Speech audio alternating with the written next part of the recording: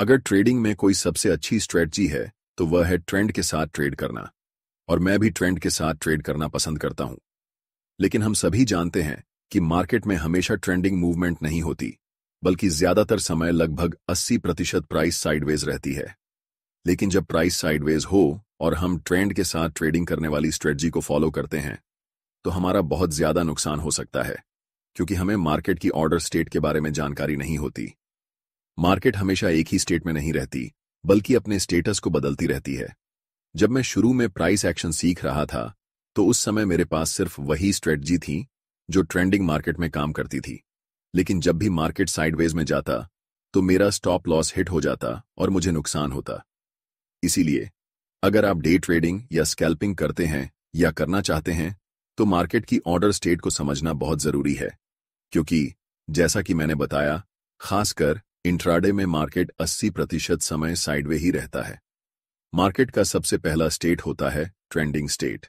इसे दो प्रकार में बांटा जा सकता है, पहला स्ट्रॉन्ग ट्रेंड और दूसरा चैनल ट्रेंड, जिसे वाइड ट्रेंड भी कहते हैं। अगर आपको चार्ट्स पर इस तरह का ट्रेंड दिख रहा है तो यह एक स्ट्रॉन्ग डाउन ट्रेंड है। यहां आप साफ देख सकते हैं कि प्राइस लगातार नीचे गिर रही है। जब मार्केट में ट्रेंड स्ट्रॉन्ग होता है तो प्राइस छोटे छोटे रिट्रेसमेंट लेकर तेज मूवमेंट करता है, चाहे वह अप ट्रेंड हो या डाउन ट्रेंड। जब प्राइस अप ट्रेंड में होती है तो वह हायर हाई और हायर लो बनाते हुए ऊपर जाती है। जब प्राइस डाउन ट्रेंड में होती है तो वह लोअर हाई और लोअर लो बनाते हुए नीचे गिरती है। लेकिन इस केस में प्राइस डाउन ट्रेंड में है, जहां आपको साफ दिख रहा है कि लोअर हाई और लोअर लो बन रहे हैं, यानी प्राइस लगातार नीचे की तरफ जा रही है। इस सिचुएशन में आपको बहुत स्ट्रांग तरीके से ट्रेंड को फॉलो करना है। इसका मतलब है कि आपको वही स्ट्रेटजी अप्लाई करनी है जो ट्रेंडिंग मार्केट के लिए बनी होती है। क्योंकि प्राइस डाउन ट्रेंड में है, हमें यहां सिर्फ सेलिंग के लिए ही अपॉर्चुनिटी खोजनी है। इस एग्जाम्पल में मैंने 20 मूविंग एवरेज इंडिकेटर को अप्लाई किया है और आप देख सकते हैं कि जब भी प्राइस इस लाइन को टच करती है तो वह रिवर्स होकर वापस डाउन ट्रेंड कंटिन्यू करती है। यह दिखाता है कि प्राइस अभी भी स्ट्रॉन्ग डाउन ट्रेंड में है।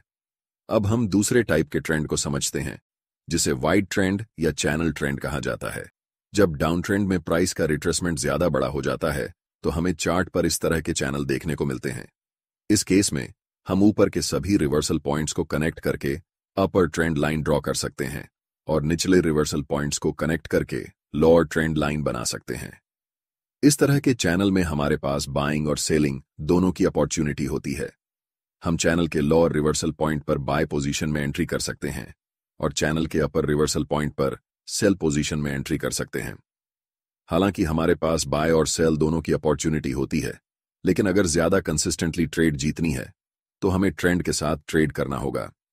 जैसे कि इस केस में अगर प्राइस डाउन ट्रेंड चैनल में है तो सेल पोजीशन की ट्रेड्स लेने से ज्यादा प्रॉफिट होने के चांस होंगे।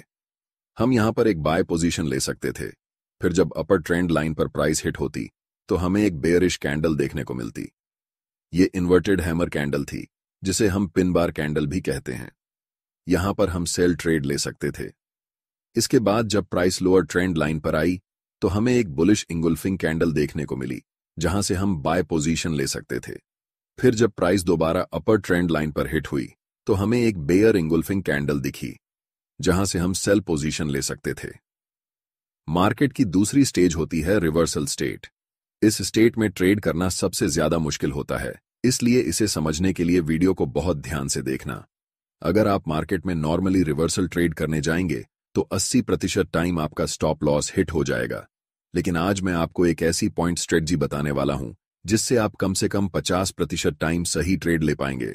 मार्केट में प्राइस कभी भी रैंडम मूव नहीं करता, उसे चाहिए होता है स्टॉप लॉस। अगर आपने नोकिया के पुराने फोन में स्नेक गेम खेला होगा तो आपको पता होगा कि स्नेक वहीं जाता है जहां उसका खाना होता है। इसी तरह मार्केट में भी प्राइस वहीं जाता है जहां स्टॉप लॉस होते हैं। अगर हम इसी चार्ट में सबसे रीसेंट लोअर लो को देखें तो लास्ट सेकंड लोअर लो सबसे नीचे बना हुआ है। इसका मतलब यह है कि यहां पर जिन लोगों ने बाय पोजीशन में एंट्री ली थी उन्होंने इस कैंडल को ब्रेकआउट समझकर अपना स्टॉप लॉस इसी लेवल पर रखा होगा। इसी वजह से यहां ब्रेकआउट फेल हुआ। मार्केट ने इन दोनों स्टॉप लॉस को हिट किया और जैसे ही इस प्राइस को ब्रेक किया, आप देख सकते हैं कि इसी पॉइंट से प्राइस रिवर्स हो गई। इसके पीछे एक और बड़ा कारण था। जब आप इसी चार्ट को बड़े टाइम फ्रेम में देखेंगे अभी यह 1 मिनट टाइम फ्रेम में है, लेकिन अगर इसे 3 मिनट टाइम फ्रेम में देखेंगे तो आपको दिखेगा कि प्राइस इसी लेवल से रिवर्स हो गई है। इसका मतलब यह है कि यह लेवल बहुत ज्यादा इंपॉर्टेंट था। जब कोई लेवल बार बार सर्वाइव करता है तो वह एक स्ट्रॉन्ग की लेवल बन जाता है। यही वजह थी कि जब अगली बार प्राइस इस लेवल पर आई तो यहीं से रिवर्स कर गई। इस जगह पर बाय पोजीशन लेने के लिए हमारे पास कई स्ट्रॉन्ग कंफर्मेशन थे। पहला यह कि यह एक इंपॉर्टेंट की लेवल था। दूसरा, यह 1 मिनट के टाइम फ्रेम पर स्टॉप लॉस हंटिंग हुई। हमेशा ध्यान रखना कि स्टॉप लॉस हंटिंग छोटे टाइम फ्रेम पर ज्यादा वैलिड होती है, जबकि बड़े टाइम फ्रेम पर की लेवल, सप्लाई और डिमांड जैसी चीजें ज्यादा इंपॉर्टेंट होती हैं। तीसरा, इस इंपॉर्टेंट ट्रेंड लाइन का ब्रेकआउट होना, और वह भी एक स्ट्रॉन्ग बुलिश कैंडलस्टिक पैटर्न के साथ। इन चारों कंफर्मेशन के बाद हम यहां पर बाय पोजीशन में एंट्री करते हैं। ट्रेड में एंट्री करने के लिए इस ब्रेकआउट कैंडल के हाई पर एक लाइन मार्क करनी होगी, और जब भी नेक्स्ट कैंडल इस लेवल को ब्रेक करेगी तब हमें बाय पोजीशन में एंट्री करनी है। स्टॉप लॉस नियरेस्ट लो पर होगा और टारगेट के लिए हम प्रीवियस की लेवल को रख सकते हैं। आप देख सकते हैं कि प्राइस यहां से हायर हाई बनाते हुए ऊपर की तरफ बढ़ती है और हमारा टारगेट हिट करता है। तीसरा और सबसे महत्वपूर्ण मार्केट स्टेट ब्रेकआउट स्टेट होता है। ब्रेकआउट ट्रेड्स में अक्सर बहुत अच्छे प्रॉफिट देखने को मिलते हैं, क्योंकि जब ब्रेकआउट होता है तो प्राइस में एक बड़ा मोमेंटम देखने को मिलता है। लेकिन छोटे टाइम फ्रेम पर इस मोमेंटम को कैप्चर करना आसान नहीं होता, क्योंकि वहां स्टॉप लॉस हंटिंग का प्रभाव ज्यादा होता है। इस वजह से कई बार नए ट्रेडर्स सिंपल ब्रेकआउट को देखकर ट्रेड में एंट्री ले लेते हैं, लेकिन उनका स्टॉप लॉस हिट हो जाता है। अगर हम स्क्रीन पर दिख रहे चार्ट को देखें तो यहां प्राइस एक स्ट्रॉन्ग कंसोलिडेशन जोन में फंसा हुआ था।